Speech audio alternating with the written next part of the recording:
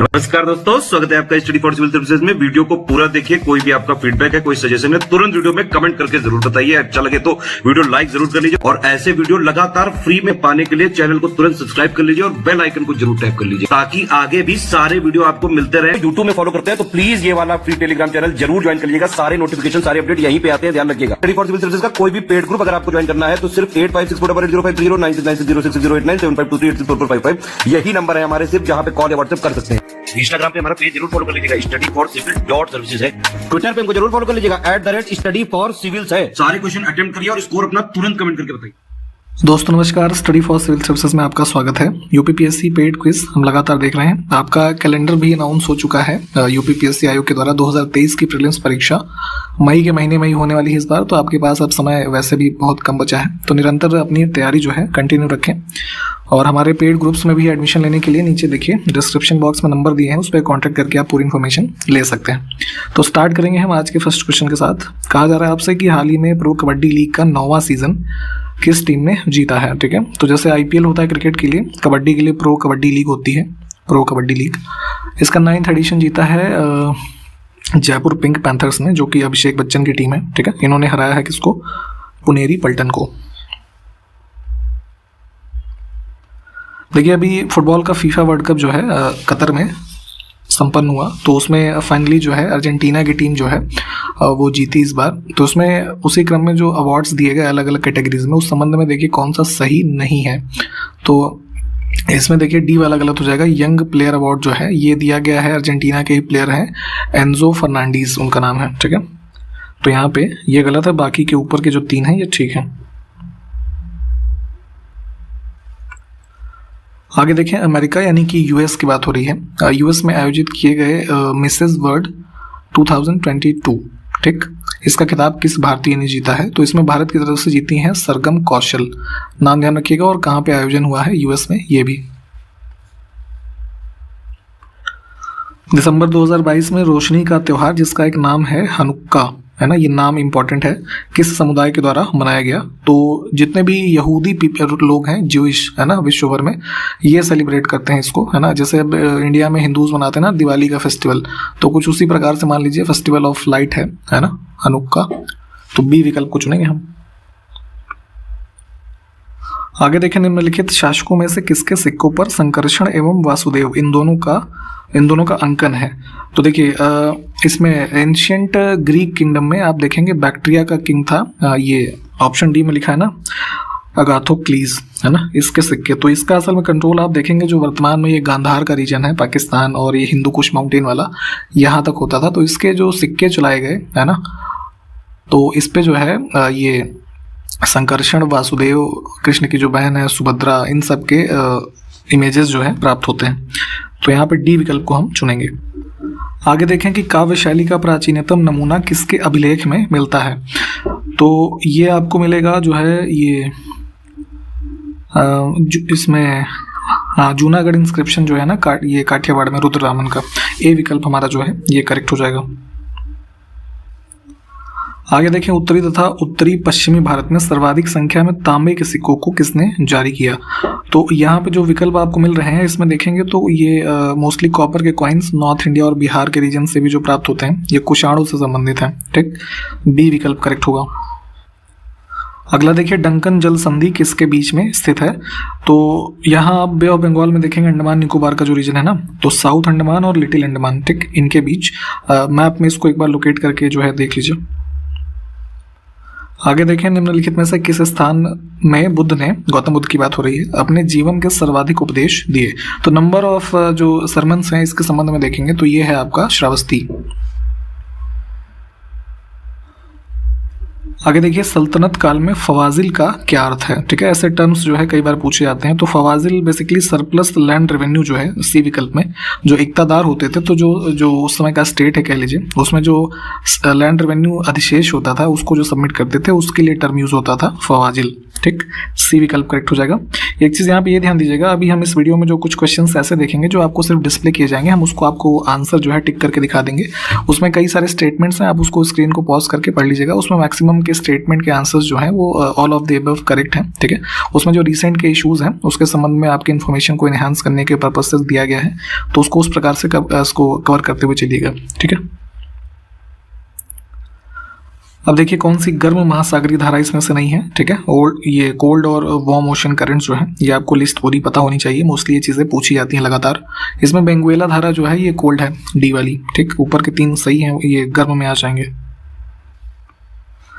इसमें देखिए चित्रावती तथा जयमंगली किस नदी की सहायक नदियां हैं, यानी कि ट्रिब्यूटरीज हैं। तो चित्रावती जो है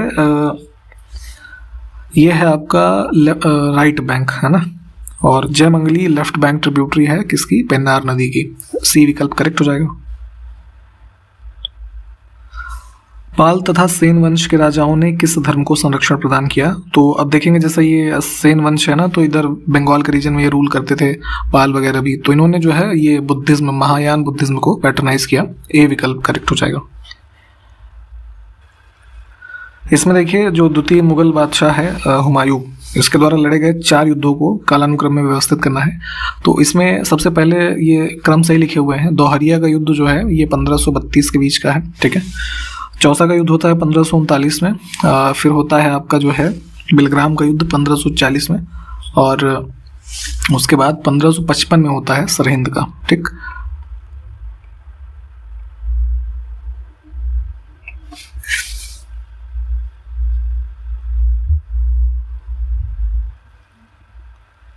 इसमें देखिए कौन सा एक टॉप स्लिप के नाम से जाना जाता है, तो ये रेफर किया जाता है Indira Gandhi wild life sanctuary और नेशनल पार्क जो है अन्नामलाई हिल्स का पार्ट है इसको। अच्छा क्यों कहते हैं, जरा ये कोई कमेंट करके बताए। दामोदर घाटी निगम कब स्थापित हुआ इसको ये बताना है यहाँ पे। तो ये रिवर वैली जो प्रोजेक्ट है जुलाई 1948 का है। सी विकल्प हमारा करेक्ट होगा। इसमें देखिए पोचमपाद सिंचाई परियोजना किस नदी के जो है ऊपर स्थित है ये बताना है। तो इसको जो है ये भी बोलते हैं श्री राम सागर प्रोजेक्ट, ठीक। गोदावरी नदी से संबंधित है और तेलंगाना राज्य में स्थित है, ठीक। आगे देखें भारतीय संविधान का कौन सा अनुच्छेद राष्ट्रीय अनुसूचित जाति आयोग से संबंधित है। National commission for scheduled caste इसकी बात हो रही है। तो शेड्यूल्ड कास्ट के जो समुदाय से संबंध रखने वाले लोग हैं उनके हितों की रक्षा करने के लिए कॉन्स्टिट्यूशनल बॉडी जो है इसको स्टैब्लिश किया गया है अंडर आर्टिकल 338। ब्लीचिंग पाउडर आप सब जानते होंगे, इसको हिंदी में विरंजक चूर्ण कहते हैं। इसका रासायनिक नाम क्या होता है, इसका यूसेज क्या होते हैं, आप हमें कमेंट के माध्यम से बताइए। रासायनिक नाम है इसका कैल्शियम हाइपोक्लोराइड CaOCl2।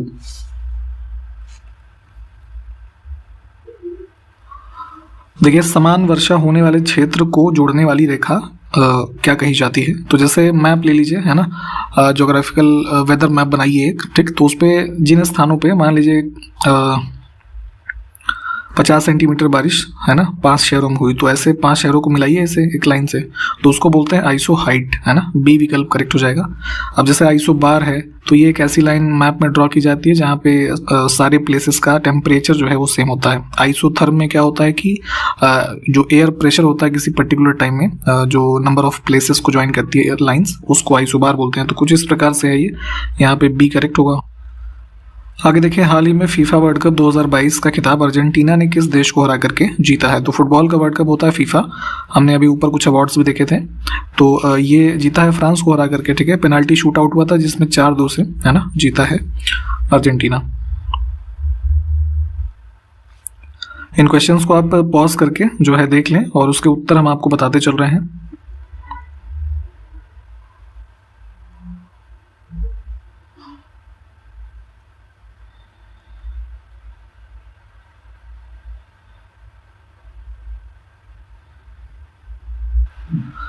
इसमें देखिए किस राज्य सरकार ने हाल ही में उस राज्य में ऑनलाइन जुए को यानी कि गैम्बलिंग को रोकने के लिए राजेश राजौरा की अध्यक्षता में एक टास्क फोर्स का गठन किया है। तो ये जो है मध्य प्रदेश ने किया है। राजेश राजौरा जो है वो एडिशनल ये हैं चीफ सेक्रेटरी होम डिपार्टमेंट के। तो जैसे आजकल ऑनलाइन गेमिंग वगैरह काफ़ी पॉपुलर है, तो उसके माध्यम से कई सारे एप्लीकेशन आ गए हैं, तो उसमें आपको मॉनेटरी जो है बेनिफिट्स ऑफर करते हैं। तो उससे हो क्या रहा है कि ऑनलाइन गैम्बलिंग और जुएबाजी ये सब चीज़ें बहुत ज़्यादा बढ़ गई हैं। तो इसको रोकने के लिए क्या इसमें जो है लीगल एस्पेक्ट्स हो सकते हैं, टेक्निकल और भी जो चीज़ें हैं उसको एग्जामिन करना, और अगर इसको बैन करना हो तो इन सब मामलों के लिए इसको गठित किया गया है।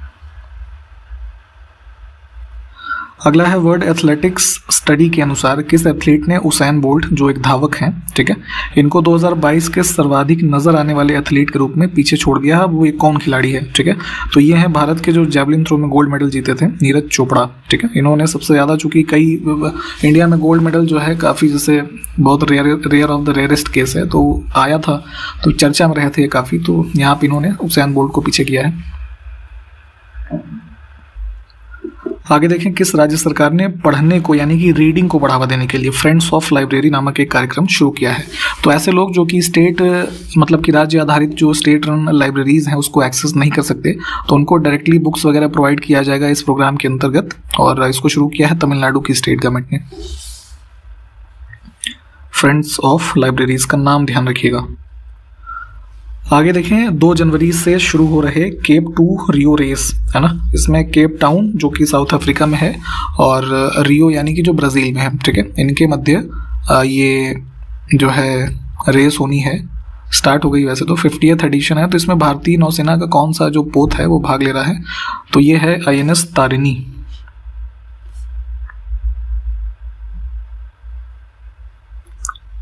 आगे देखिए, 15 से 17 दिसंबर 2022 तक नई दिल्ली में भारत जल प्रभाव शिखर सम्मेलन का कौन सा संस्करण आयोजित किया गया, है ना, तो ये जल शक्ति मिनिस्ट्री ने ऑर्गेनाइज किया है, और ये national mission for clean Ganga के अंतर्गत 7th एडिशन है, ठीक है। इसको थोड़ा डिटेल में देख लीजिए, पहले भी हमने हालांकि इसके बारे में बात की हुई है। 18 दिसंबर 2022 को उत्तर पूर्व परिषद यानी कि जो नॉर्थ ईस्टर्न काउंसिल है, ये एडमिनिस्ट्रेटिव कंट्रोल में है, जो ministry of north eastern region है उसके, ये भी ध्यान रखिएगा। तो इसकी 50वीं वर्षगांठ पर स्वर्ण जयंती समारोह जो है कहाँ आयोजित किया गया, तो ये मेघालय में शिलोंग में किया गया। प्रधानमंत्री मोदी भी जो है पार्टिसिपेट किए थे इसमें। ए विकल्प को चुनेंगे।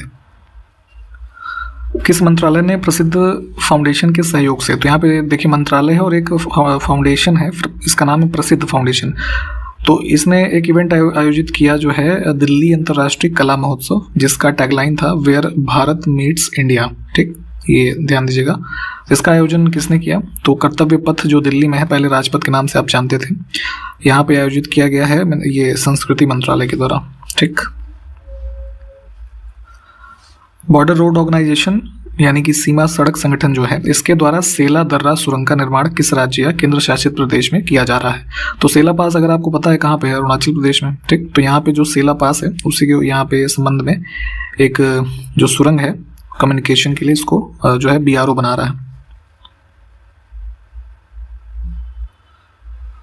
रायथू बंधु योजना के माध्यम से तेलंगाना सरकार खरीफ और रबी दोनों मौसमों में जो फसल होती है, तो किसानों को कितने हजार रुपए प्रति एकड़ की दर से आर्थिक मदद प्रदान करती है। तो किसानों के संवर्धन के संबंध में तेलंगाना राज्य की सरकार ने रायथू बंधु योजना चलाई थी 2018 में, ठीक है। तो अभी हाल ही में जो है इसकी 10वीं फेज की पेमेंट रिलीज की गई है, तो इसमें प्रति एकड़ जो है दोनों ये सीजन जो है इसको मिला करके दिया जाता है 10,000 रुपये।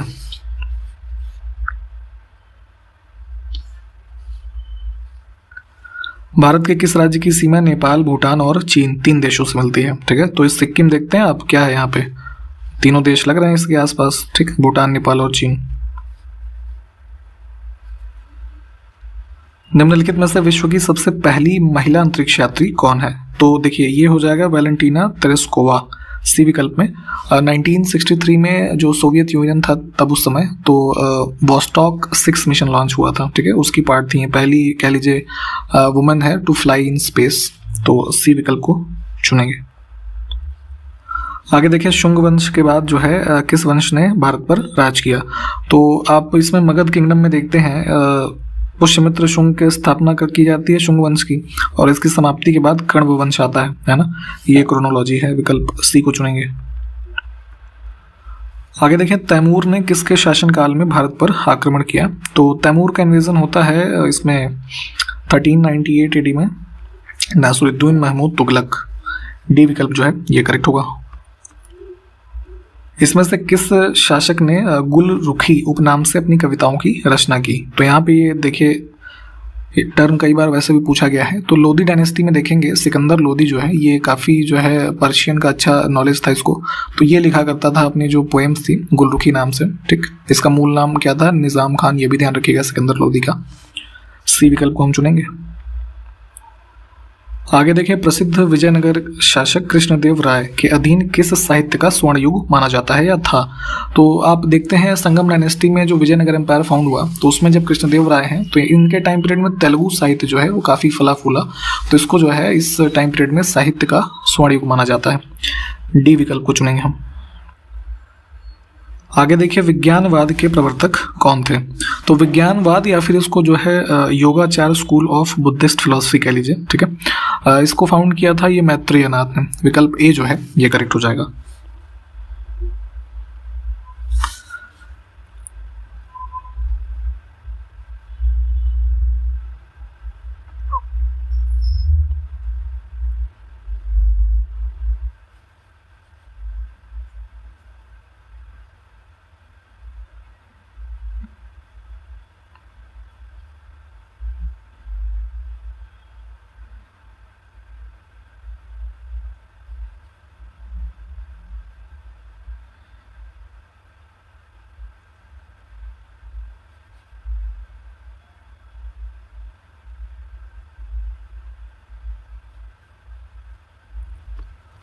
इसको देख लीजिए, advancing innovation for global aviation development theme जो है किसका है? अंतर्राष्ट्रीय नागरिक उड्डयन दिवस 2022 का, सिविल एविएशन डे जो होता है।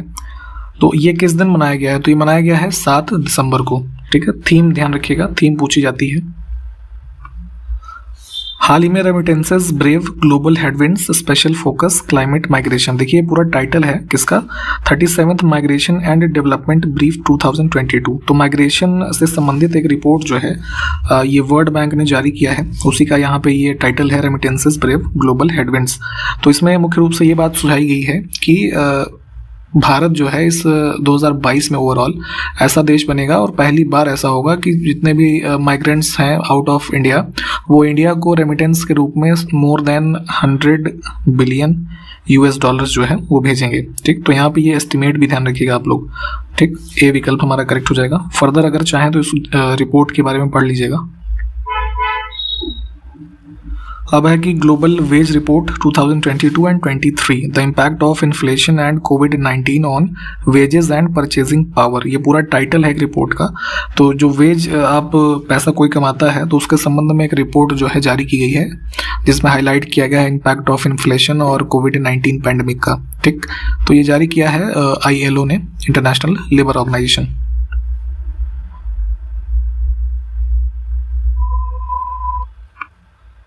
हाल ही में भारत सरकार ने देश में कितने ग्रीन फील्ड हवाई अड्डों की स्थापना के लिए सैद्धांतिक रूप से मंजूरी दी है? तो यहाँ पे इन प्रिंसिपल अप्रूवल मिला है। टोटल 21 ऐसे एयरपोर्ट्स जो हैं इसके अंतर्गत डेवलप किए जाएंगे, जिसमें ग्रीन फील्ड एयरपोर्ट के डेवलपमेंट के लिए एक एक्ट भी है 2008, उसके माध्यम से ये गवर्न हो रहे हैं, इसको भी ध्यान रख सकते हैं। सी विकल्प को हम चुनेंगे। इनके लिस्ट चाहें तो आप संबंधित स्टेट जो हैं वो देख सकते हैं सर्च करके। हाल ही में हिमाचल प्रदेश के जो ये लाहौल स्पीति वैली है तो वहाँ पे 4 साल के एक बच्चे को निंगमा संप्रदाय का सुप्रीम, यानी कि जो कोई भी संप्रदाय के सुप्रीम लीडर होते हैं उसको लामा यहाँ पे कहा जाता है, तो ये घोषित किया गया है। तो यह संप्रदाय जो है किससे संबंधित है, ठीक है? तो बुद्धिस्ट जो है एसोसिएट है ये जो है आपका निंगमा संप्रदाय। इसमें माना जा रहा है ये कि तिब्बतन लामा एक हैं जो मतलब दिवंगत हो चुके हैं, ताकलुंग शेत्रुंग करके उनका नाम है, तो उनका इनकारनेशन जो है इस बच्चे को माना गया है और यहाँ पे इसको घोषित किया गया बच्चे को सुप्रीम यानी कि लामा, ठीक। तो बी विकल्प जो है इसको चुनेंगे हम, ठीक। तो आज के वीडियो में यहीं तक रखेंगे। सारे क्वेश्चंस आप देख लीजिए, जो हमने आपको कुछ करंट अफेयर्स के क्वेश्चंस डिस्प्ले भी किए हैं उसको अपने नोट्स वगैरह में से कंप्लीट करते चलें। हम अगले वीडियो में मिलेंगे आपसे, तब तक के लिए नमस्कार, जय हिंद।